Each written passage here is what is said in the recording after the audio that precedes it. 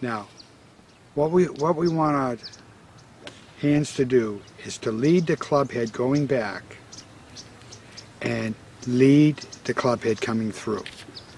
When we do that, when we take the hands back and bring them back through, the resistance of the heavy club head would put stress on the shaft, bend the shaft. Let me just illustrate it a little bit here. You can just see that shaft stressing. Okay, now, at the top of our backswing, we're going to bring the club to the top. Here. As the club changes direction, as the left hand changes direction, the weight of this club head will resist the change of direction, and it will stress the shaft. Okay, now, and also bend it. Okay, now I want to maintain this stress all the way down to the ball. All the way down to the ball, maintaining this stress. Now, when the shaft is stressed, it puts pressure in your hands, someplace in your hands, and it will be the first pad of the right index finger. So, when I show my first pad, right up there, the right index finger, so when it's changing direction, I'm going to feel pressure in that first pad, and that first pad of that right index finger is going to maintain with a smooth thrust all the way down to impact. This right index finger has a lot of jobs it has to do. It senses speed, senses direction, and also we draw an aiming point from the tip of this finger down to either in front or behind the ball, not directly at the ball. Now, if when the shaft's parallel here and my hands have done their job and they maintain the club head leg pressure, it will give the hands a heavy club head. This heavy club head will be pulled in to impact, being pulled. This heavy club head, heavy lagging club head will be being pulled in to the release point. Heavy club head being pulled in. And it's a low speed, high thrust of the hands. The hands are thrusting, but they're very positive, very low speed hands right here. Now, like I said in the tape earlier, I've got this heavy club head, and I'm going to rotate my hips, which is going to induce throw-out action right there.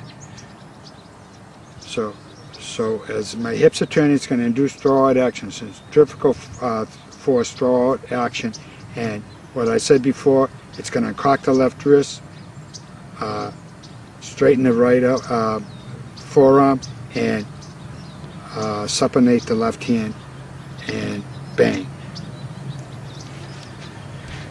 But that club head is really getting heavy. When she starts to throw out, man, you're just holding on to that baby. She's so heavy, and as I say, the hands are really slowing down. We don't want anything fat, any speed of the hands going through, any daintiness or any of that crap. We want positive club head leg, feeding that club head leg, feeding those hands a heavy club coming into impact. Even though you see me do this, come back here to where the shaft's parallel to the ground, okay,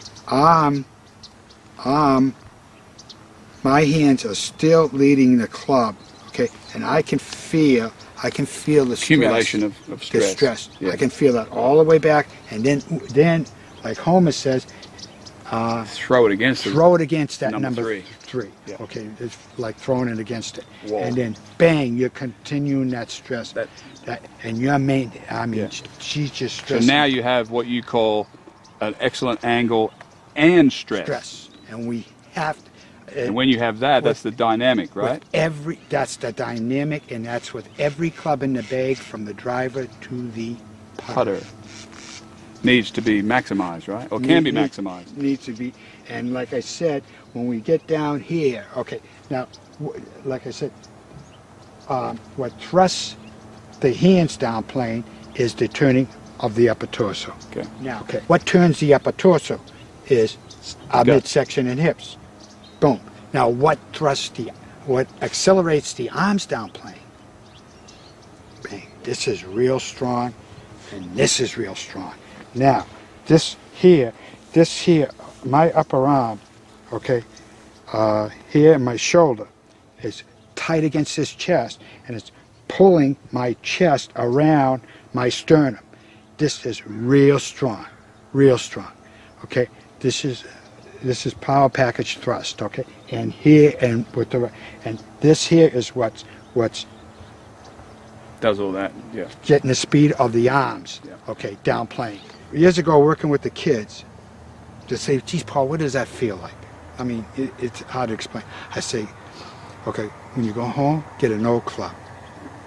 Go out to your swimming pool, about waist high. Set up with that club in your swimming pool. Now picture this.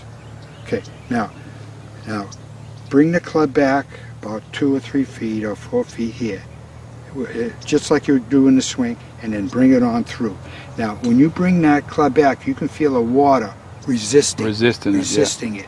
Now, when you change direction, that water resisting that club face will really feel it. You You can work the really gut.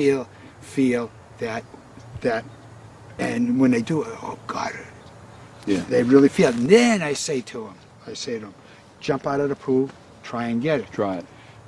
Can't get it, jump back in it, jump out. Then I tell them, I said, okay, now, get in the pool, take it in your right hand, just your right hand, and bring it back in the water, and bring it forward in the water, and feel the water, number 3 pressure point. Sure. Going through the water. Yeah, that's right. And they really get a good Feel that. idea of the stress and the feeling, of the whole thing.